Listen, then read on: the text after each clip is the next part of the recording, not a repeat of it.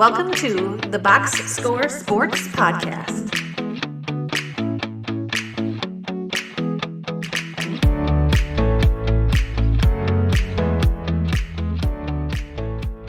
Okay, let's go to the Washington Wizards. This is the exit interview for the Washington Wizards. We're now going to start doing some of the teams now that we know the way the lottery is formed. And I thought the Washington Wizards are pretty an interesting team to start with because they did get the number one pick, but it's also all the different directions they could go. Let's talk about their season first in their exit interview. If you're watching this on YouTube, like, subscribe, let us know in the comments down below what you thought of their season and what you think they should do this offseason. They got the number one pick, Clint. It finally worked out. They were 17 and 56, 15th in the Eastern Conference. I think they had the worst record in the league, and they got the number one pick. That is a huge win. Obviously, that's a pro, but give me, other than winning the draft lottery, because that we can say that goes without saying, and there's a little bit of chance to that as well. So it's like you really didn't.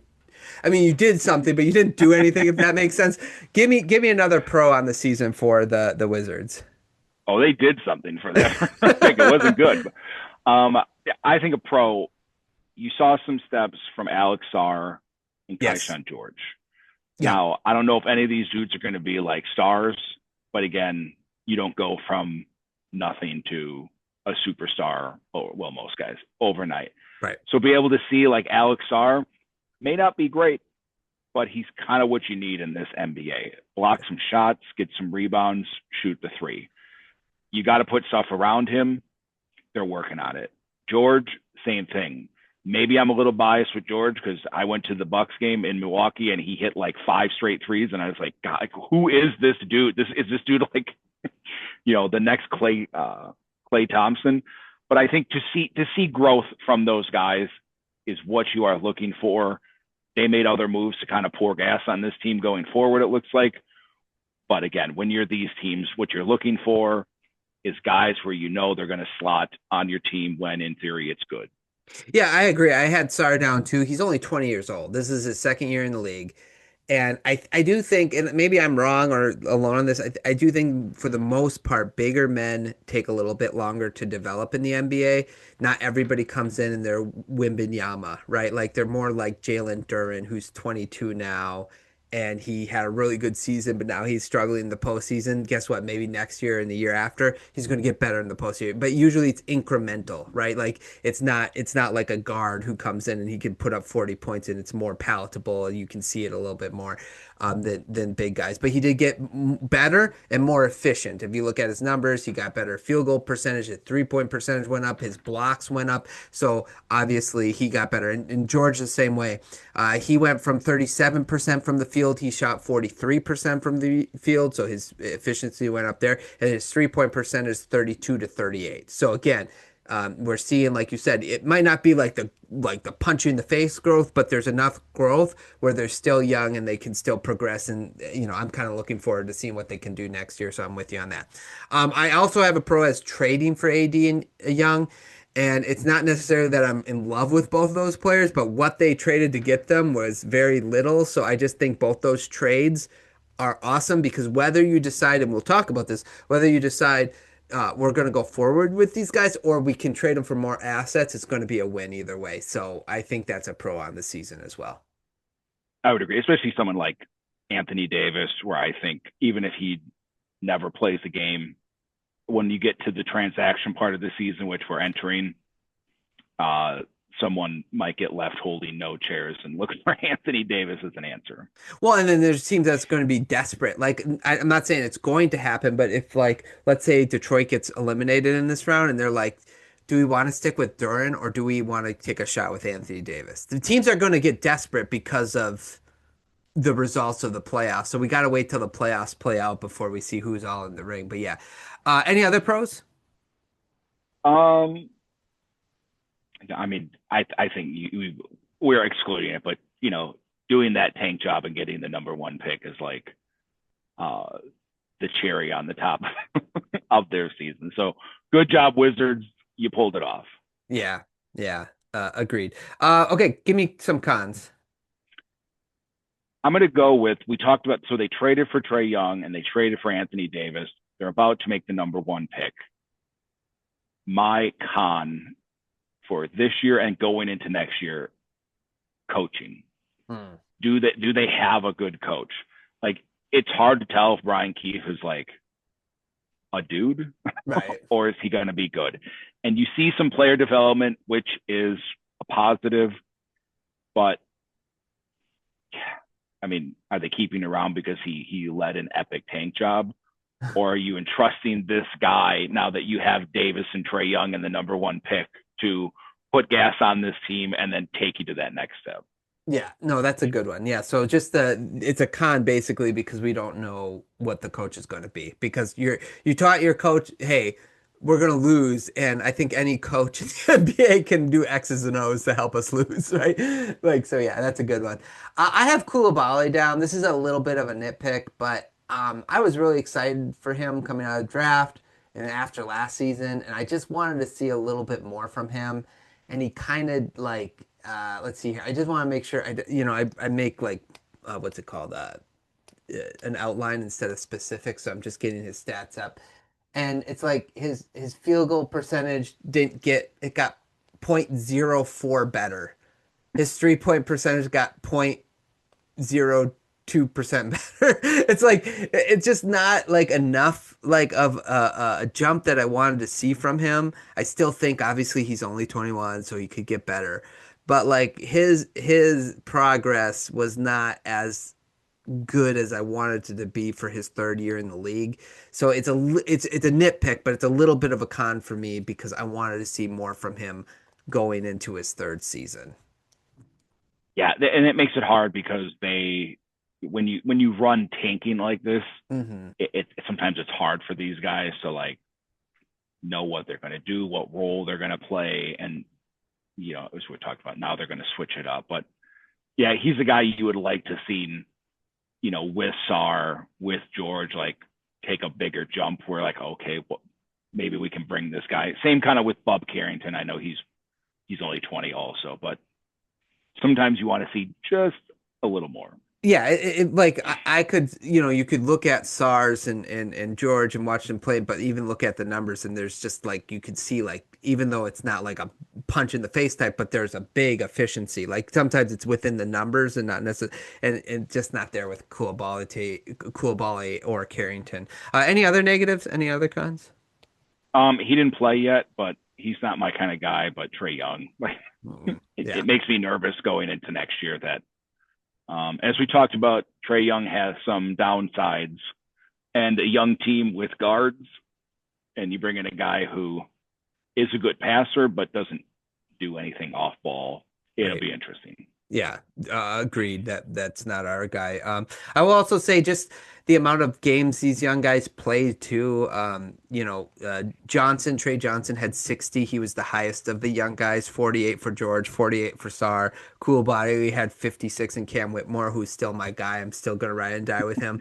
But 21 games. It's just it's frustrating because you're trying to develop players and they're not playing like the majority of the season. They played like a third of the season, maybe last like 60, and you could probably part of the tanking stuff, but again you'd like to see them more out there for the development process.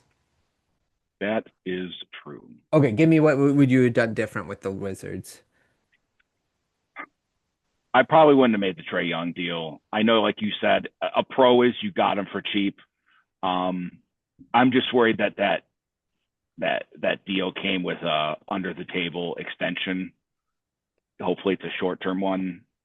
And I would probably stay away from that, of maybe not putting gas on this fire yet. Anthony Davis one, I actually, again, not one of my kind of guys because of the injury thing, but like you said, for what you got for him, fine. I think you can turn around and get what you paid back for him. But I think it worked out for them, but it's just hard when you do like this hard tanking to build a culture of winning. Yeah. When you're just teaching these guys like play hard, but then you're going to come sit over here and not finish the job. And we kind of saw with the Sixers for a while, and they've kind of Embiid is like the last remnant of that, but it's really hard. You don't want to set a precedent of like losing is just fine. Okay. and they're probably going to try to change that next year. But I don't like that mentality because I think it's hard to get out of young guys when they just come in and put up numbers and they're like, good job. Yeah, yeah. Oh, if you want to look at a positive team that has gotten out of that was the Pistons. Like they were bad for 5 years. They found a way out. And it was coaching, but you know, in that I think goes back to your coaching thing. What he got in this coach, we just don't know. Okay, let's grade the team. Give me your grade. So I gave them a 4 because they got the number 1 pick. Like mission accomplished. Like, Yeah. you know, on the surface, right? They obviously wasn't an awesome season for them. You saw some improvement. A couple guys didn't, but this is the draft. You wanted the number 1 pick or the number 2 pick. They did what they had to do to get it. So you grossed your way to a 4-star because you got the number 1 pick in the draft everyone's been looking at for years now. Yeah, no, that's fair. I did 3. I did 3 stars because this is what I expected their season to be like. I thought they'd be in contention for the number 1 pick. They got the number 1 pick, so I totally understand the boost for you. Maybe I should boost it to like 3.5, but I just this is what I expected from them. I do like the fact that some of their young players did develop, and I just also thought that, but some of the other players that didn't. So it's kind of like that's what's going to happen with a young team. Some will come out of and some won't. But so I gave them a 3-star. Oh, what a hater. No. I know, total hater. Okay, give me. Okay, off season. Let's talk about their off season, guys. What do you do? Because I'm really fascinated because they're such a young team and they have these 2 guys who are a little older and they're probably ready to win. And then you get the number 1 pick, which opens up a lot of different avenues, I feel like, for them. What do you do? What do you do if you're the Wizards in the off season? Yeah, this is where the rubber meets the road, where they obviously don't want to be terrible next year. Right. You don't trade for Anthony Davis and Trae Young and try to win 19 games again next year, regardless of what the new lottery system is. I think mine would start with I'm playing hardball with Trae. Hopefully they didn't make like obviously it's not official because these things technically don't happen. Mm-hmm. But Trae Young has like a $49 million player option. I just have him pick it up and say, we'd love to keep you around, but we want to see it. Because I would hate for them to like, even if he declines and give him like a 3-year, $120 million and then awesome, we're going to have AJ DeBansta or Peterson and George and Koulibaly and Bub Carrington. Like these are all like Trey Johnson, right? Like yeah. Guards. And Mm-hmm. how are these dudes going to develop with the ball when you have a guy that just needs the ball? My offseason would it's got to revolve around fixing that. You want to keep Anthony Davis? I think he'd actually fit pretty good next to Sarr and DeBansta. Like that's size, athleticism, shooting outside of Davis. Awesome. The Trae Young makes me nervous. That's one that makes me nervous when you've drafted guards and he's a tough player to fit around.